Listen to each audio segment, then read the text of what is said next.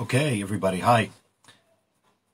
Welcome back. It's 1 o'clock on Monday, so it's time for Pirkei Avot, excuse me, History and Hashkafa. We are in a very odd place in the calendar, and it's a place where the topic that we've been discussing the past few weeks really is very most apt. And I refer to the fact that last Thursday was Yom HaShoah, the day upon which we commemorate the murder, really we shouldn't say died or killed, we should say murdered, the murder of at least 6 million Jews from between 1933 and 1945.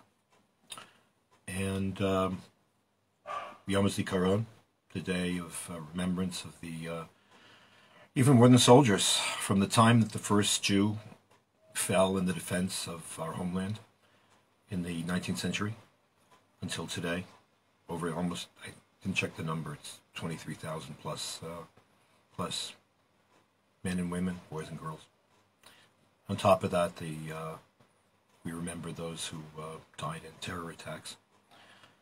And followed by Yom Ha'atzmaut. We have for those of us in Israel, this is a very roller coastery type of time, because we reach the nadir of our collective memory and our collective emotionality on Wednesday this year. It's a little bit early because the actual Yom Ha'atzmaut really falls on Shabbos, and then we turn around on the drop of a dime and celebrate our independence. So it's a very touchy time. It's a very sensitive time. And yet, for the topic that we've been discussing, doubt, which is based on our discussion of the Mishnah by Rabbi Gamliel, who lived in the 1st century CE, that Aseh lecha rav, get yourself a teacher, Vistalek ma'asafek, and avoid or run away from doubt. Va'al tarbeh la'aser umadot, don't measure your tides approximately. The question of doubt becomes an issue. And the question of doubt is now, because the question of theodicy, the question of tzaddik v'ralo, of why do the righteous suffer, certainly in terms of the Shoah, is a question that never ceases, but arises in all its ferocity in the lead up to Yom HaShoah. And why did so many boys and girls have to die?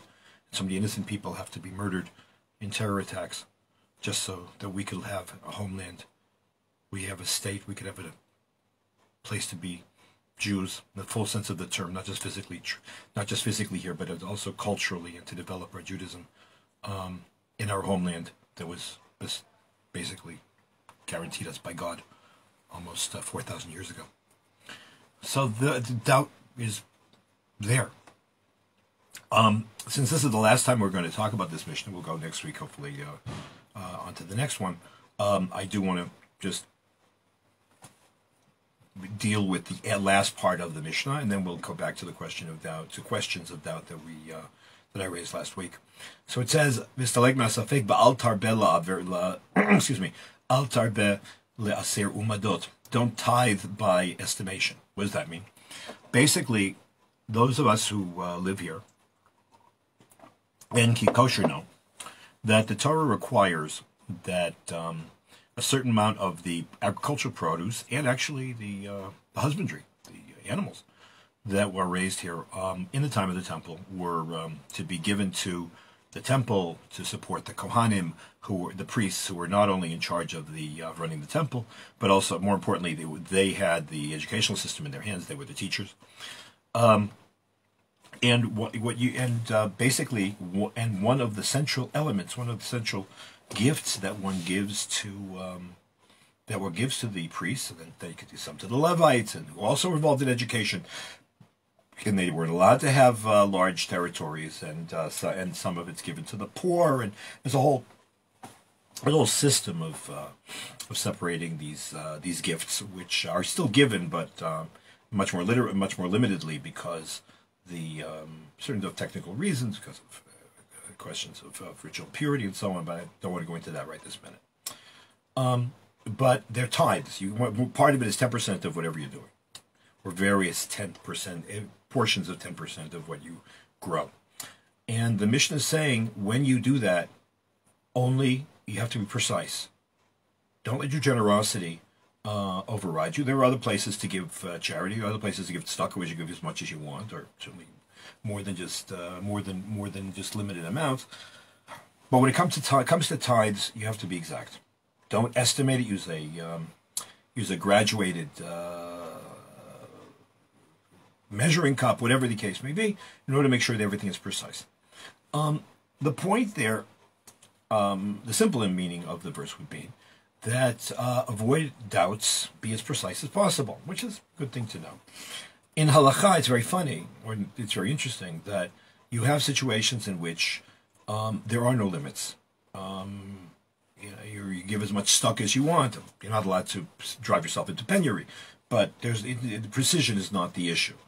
When it comes to all kinds of other mitzvot, there are not exact amounts. Other things, however, are very precise. When it comes to, for example, Shabbat, it's very striking. And when it comes to Shabbat, up until the moment that sunset comes, let's say, or nightfall comes, let's say, before that, you can do all kinds of stuff, and immediately after that, nothing. It's really on a dime. It's really very, very precise. And when it comes to treifot, the rabbis like to say that it's really striking that if certain defects are found in animals, that if the defect is at a certain stage in the leg, then it's prohibited, and if it's at a higher level, then it's allowed. Or I'm sorry, the other way around. It's up to a certain level, it's permitted, but there's a line which is precise, and it's very, very drastic, where the line between prohibited and permitted, between required and exempt, between sanctity and sacred and non-sacred is very, very, very, very precise. There's no room for doubt. There's no room for estimation. You have to be very, very careful. And as a result, so that's the point over here, that the Mishnah is saying that sometimes there's no room for doubt because you'll get yourself in trouble. You won't fulfill the mitzvah properly, or you might end up violating a law if you're not precise. And there is this precision in halakha, which is very, very striking, which caused Rabbi Soloveitchik, in one of his most famous essays, it's not about him, by the way, but the halachic man, to point out that, in fact, this is exactly the point, that there are many dinim, there are many parts of the Torah which require really mathematical precision. Others not. When it comes to prayer, there's a minimum maybe, but as Rabbi Yeshua ben Levi says in the Talmud in Brachot, alavai, a person would be able to, or he wishes he could, sit and pray all day long if he had the opportunity. So that's the Mishnah. I want to go back, though, to the question of doubt. We started speaking about it last week. Is doubt a religious category? Is it credible? What's better? Pristine faith, not pristine faith, whatever the case might be. And I mentioned that that there are two schools of opinion, as always in everything Jewish. There are two schools of opinion. One school of opinion is that pristine, simple, uncomplicated faith in God and acceptance of Judaism is the best way to go. It leads to total commitment. It is the force behind which Jews were able to sacrifice everything they had to continue their Judaism because of their total commitment.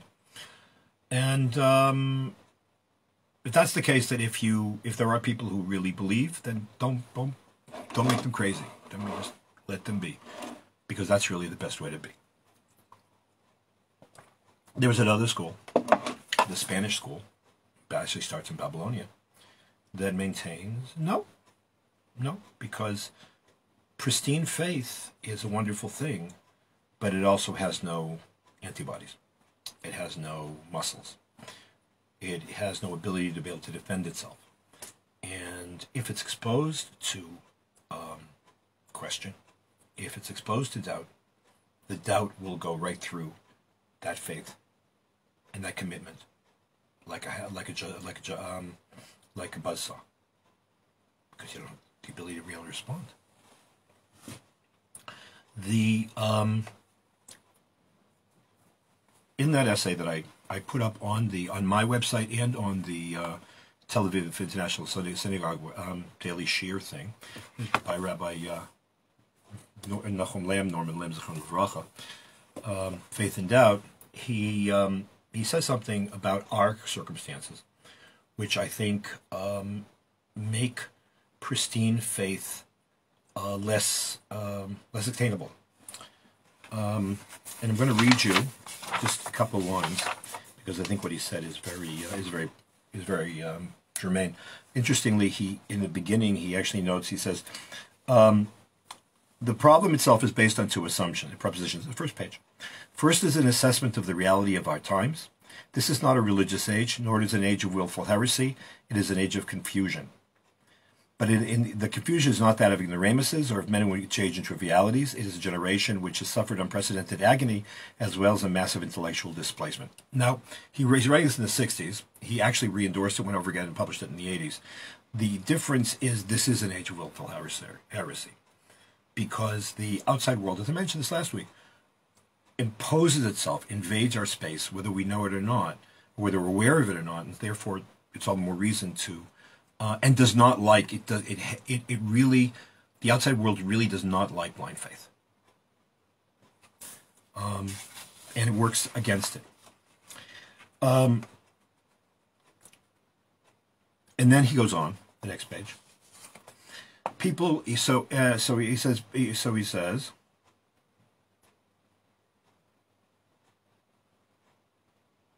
Doubt is thus an integral part of the modern experience, and perhaps may be said to characterize human life as such. A human being must think, and to think is to question, to probe, to criticize. Doubt reflects, here he quotes Paul Tillich, the interrogatory, open-ended, aspirant character of our life. We are naive if we think we can teach Judaism, especially to a young person, without encountering genuine doubt. And the doubts of our contemporaries cannot be stilled by shrill dogmatic assertions or by charming rhetoric, much less by superficial and artificial solutions which fool no one but their creators. Such problems in faith exist, and we are going to have to meet them forthrightly, whether we like it or not. In our society, amongst genuinely committed and observant Jews, in our children and in our own selves. Indeed, I am more concerned in how we approach doubt when it appears in our own community of the committed than the doubt which confronts us when we engage in a dialogue with the uncommitted. Anyone who is talking... I was actually very gratified with this because it meant that 55 years ago, Dr. Lamb said exactly what I said last week, that the problem of doubt is a twofold one. It's the doubt that we have within ourselves, and whether one can have doubts and have questions and still count oneself part of the Jewish community, part of the observant Jewish community, or does one have this, does that take oneself out of it? And also, do we deal with people who come aggressively at us with questions the same way? Now, obviously, in this in the short time that this year has, I'm always not going to be able to go into great depth with this. I really recommend reading this essay by Dr. Lamb Zichron Livracha, whose first yahrzeit is coming up actually. But what I would like to do is, and I don't mean to preach. I really don't mean to preach, because everyone will find their way. One of the things that doubt does is to, if you're constructive, is to push yourself forward to grow and to search for answers. A person who takes a half-baked answer with a half-baked rhetorical flourish by reading books by people like Richard Dawkins and Christopher Hitchens and so on, is just being intellectually lazy. It's interesting, when I read Hitchens and some of Dawkins, I was really, how should I put it? I was really, really disappointed. I was genuinely disappointed, because I found that their attacks or criticisms of God and of faith were so superficial. They're as superficial as, and it breaks my heart that this happens. There are real stories like this. That they're our fault because we teach the superficial positions about religion. I'll tell you a story. Okay, In 1948, the commander of the forces that tried to conquer, that really defended the western part of Jerusalem and almost took the Rova, was General David Shaltiel, from an old, actually distant relative of mine, but very distant. General David Shaltiel, who was from an old Sephardic family from Hamburg, Germany, raised in a typical sort of like Sephardic but Yekish kind of life, and he had doubts about religion. So one day he took some ham on Yom Kippur, and he went into the bathroom, and he went to another room, and he ate the ham, and he waited. Waited. He wasn't struck by lightning. Oh, there's no God. That's the kind of argument that Dawkins. It's ridiculous. We don't dictate how God responds to us and what we and whether when there's and there is reward and punishment, but we don't dictate how it works. But Shaltiel says, "Okay, that's it, no more," and he walked out. And I've heard this story from dozens of people. A sort of like fourth grade Hebrew school or second grade Hebrew school kind of view of religion with a sophisticated mind of a person who went to university. Oh, that's got to be religion. That's got to be God. So we're not talking about that kind of superficial thing. Doubt is a religion, but a person who has doubts, it can be a way of driving one forward to growing and searching for truth, because doubt ultimately means that you assume that there's truth. It's part of the problems with today's contemporary culture, that there's no belief in truth. But just because they say there's no truth doesn't mean there isn't there. It just means that they claim that there isn't. As Maimonides says in the Guide for the Perplexed, just because the whole world says that X is true doesn't mean it's true. That's why Rabbi Soloveitchik used to love to quote a midrash in Breshit Rabbah, where the midrash says, "Why was Abraham called Ha'ivri?" Well, we know because he's Ha'ivri, because he came from Chaldea, he came from the other side of the river. But the midrash expands and says, that's not the reason. The reason is, and this is a more existential answer, Ki kol ha'olam me'aver hazeh v'hu me'aver hazeh. He took on the whole world because he knew he was right. In the end, he was proven right. Monotheism defeated idolatry, at least until the late 20th century. Now we're in a renewed battle, but that's not the point right now. So the doubt, there's an assumption there is truth, and doubt can be a formative, motivating factor. But as I said, everyone finds their path to how to deal with doubt. I want to get autobiographical, so that I can always say what I have experienced. If it speaks to anybody, then that's fine. If not, then just that's my craziness, not somebody else's. I've learned in my life a few things. Number one, I've learned how much I don't know. And the more that I study and the more that I write, the less I understand. I am painfully aware of the limits of my intelligence. One way of doing that to see what the limit of your intelligence is to try to fathom what it means to travel 10 light years. Do the math. Our minds aren't built for that kind of thing. So I'm sort of aware of my own limitations, and I'm always willing to say I don't understand. I can think I can understand when something is really wrong. In fact, I'm sure I know when something is really wrong. But to say absolutely to prove everything absolutely, I can't.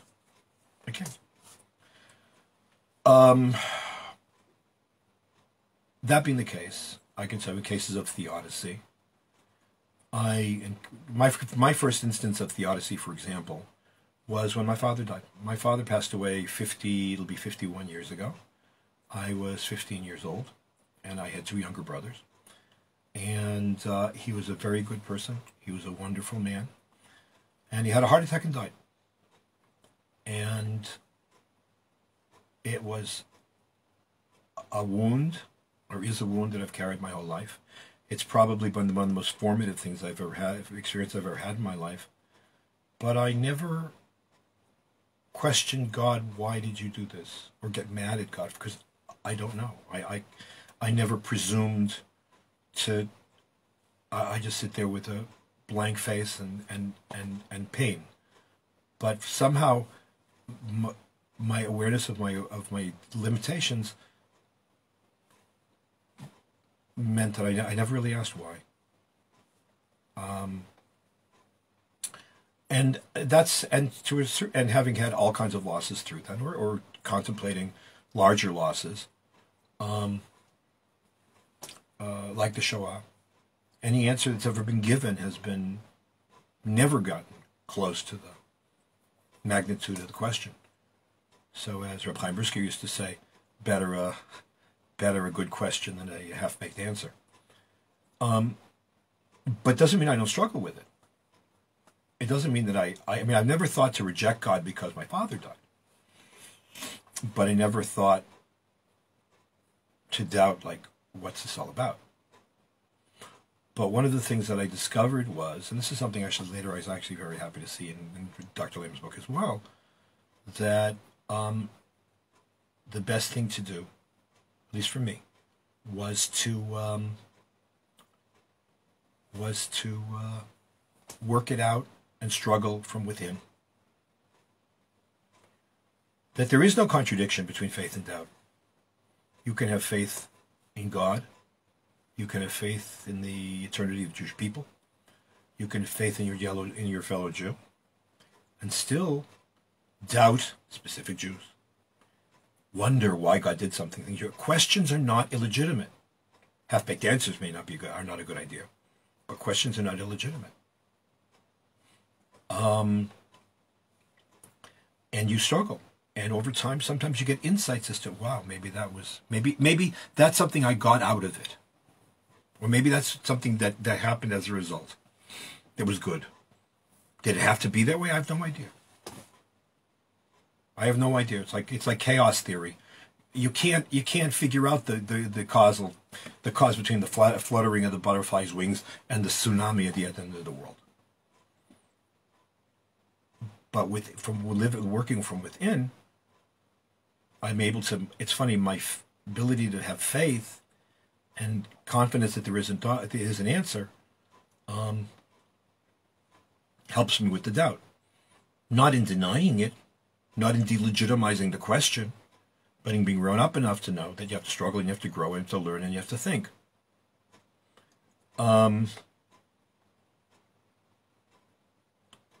It's working from within, from being Jewish and doing mitzvot and learning Torah, by the way, in the broadest sense of the term. So learning Torah does not just mean learning Gemara. There is a huge library of philosophy and thought and ethics and poetry and whatever, which can also easily be included in the definition of Torah, which speaks to these specific areas, these specific things. But beyond that, one of the things that distinguishes, I think, and one of the things I learned from the Rav, that distinguishes different people's ways of dealing with doubt is that doubt can lead to anger. Doubt can lead to being broken, and it happens all the time. Anger, interesting. A friend of mine, a psychiatrist, once said it's not an emotion, it's an activity. I'm not sure what that means, but I think you'll get that it sort of fits here. The doubt can also be a motivating, not just looking for meaning, but in looking for action. In Kol Dodi Fake, in an essay, his classic manifesto on religious Zionism that Reb Soloveitchik wrote in the 60s, or gave as a drasha in the 60s, he talks about the Holocaust. He talks about Job, and he says basically that the mistake of Job was to ask why, because not in the sense that he was predicating his entire life on the why. Why? What's wrong with that? Because you'll never get a full answer to the why. You can't get a full answer to the why. I'm an historian. I've been an historian. You want to count since I started college. I've been an historian for almost 50 years. and I've engaged hundreds, if not thousands, of historical enterprises and people and events and so on and so forth. And I can honestly tell you that while I know I've always identified some of the reasons that things happen, I've never had the temerity to say that's it. Because there is no just one answer to the question of why does one event happen and not another one. It's always a confluence of factors. You can't wrap your head against all of them. All you can do is think, from this point of view, this is what looks determinative. From that point of view, and they're all true. So you never get a full why answer. I don't know if the human brain can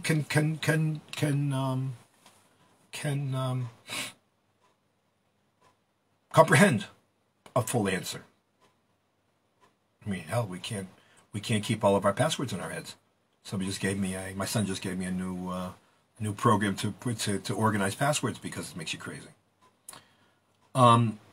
So what Ross Soloveitchik said, and which I follow, again, I'm not just speaking about me. He said, he asked the question that's in our control is, what can we do in order to live with our doubt? And what can we do in order to live with pain and loss? And that you can control. You can find something constructive to not just channel your need, your pain, or your doubt, but rather you can find something to do to make the world a better place. You can do something. Torah mandates actions always. Even if your faith situation is not 100%, but you work within and you do something.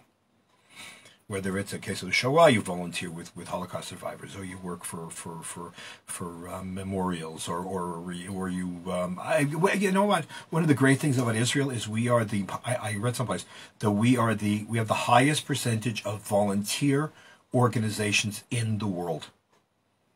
Whether it's Yad Sarah, or whether it's Yad Eliezer, or whether it's Zichron Menachem, or whether it's the Mishtara, or whether it's Beit Lechem Yehuda, whatever the case might be. There are endless things that we do because we want to help other people, and that's what you do.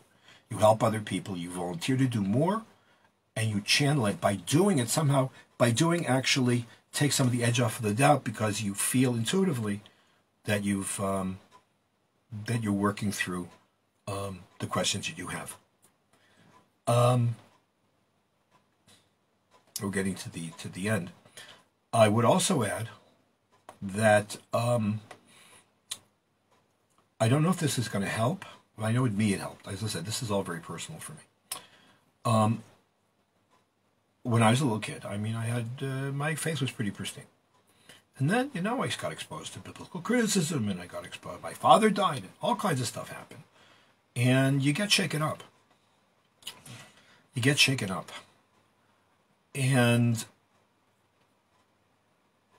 but you got to keep going. That's basically what the Rav was saying. How to deal with doubt. And years later, I found an analysis. Or something. I found a comment more that appears in the 16th century Kabbalistic ethical work called the Shnei Luchot HaBrit, the two tables of the covenant, was through the Shalah it's called, by Rabbi Yeshayahu Halevi Horowitz, who came from Prague and then came to Eretz Yisrael. He was actually one of the three people in Jewish culture who has the epithet HaKadosh. One is the Arizal, the Ari HaKadosh, the founder of Luriani Kabbalah. The second is Rabbi Yeshayahu Halevi Horowitz, who's known as the Shlah HaKadosh, otherwise known among the Chassidim is called the Heilige Shlu. And the third is the Moroccan commentator Rabbi Chaim ibn Attar, who wrote the book, the Parish on the Torah, the Or HaChaim. He's also called the Or HaChaim HaKadosh. So the Shalah HaKadosh says in his discussion of Tkiyat Shofar, effectively said that the way that the shofar is structured reflects the way that we should emotionally and intellectually and morally grow certainly in terms of their high holidays, but also during the year. So when you look at the shofar, when you look at the way we blow shofar, there's tkiyah, which is a long blast. Then there's shvarim, or shvarim chua, which are 3 short blasts or 9 or 11 shorter blasts, and then a tkiyah. It's all one unit. It says why? Because it's a process. Tkiyah is a person who's whole. He's fine. But then he encounters the world, he encounters evil, he encounters questions, and he's broken. And sometimes he gets so broken that he breaks into little pieces. That's the truah. And if if things stop there, you just be broken on the floor. But the halacha is that you have to have a truah at the end, a truah at the beginning and a truah at the end, because at the end of the day, our function is to keep working and working to be able to put together the broken pieces so that we become whole again. But ultimately, the two truot on the other side of the on each side of that each unit of blowing shofar are very different, because the first one is vulnerable, the second one, second one is steel. So that the struggling with doubt is you acknowledge the fact that you're broken, that you're shvarim or trua, but you're supposed to. I try to push myself forward towards that integrated and stronger steeled trua, which is the golden life. Now, all of this goes play on within. I am well aware of that, and not everybody can do it, and that's why I said this is all autobiographical. I strongly recommend, again, Rabbi Lamb's essay. I strongly recommend reading Kol Duduk by Rav Soloveitchik. I have a bit of a stake in it because the edition that was the translation that's available. Well, you read it in the Hebrew, but if you can't read the Hebrew, the one that's in a very nice sort of brownish maroon covering, I translated and edited with somebody else. So I don't get percentages, but the family does. But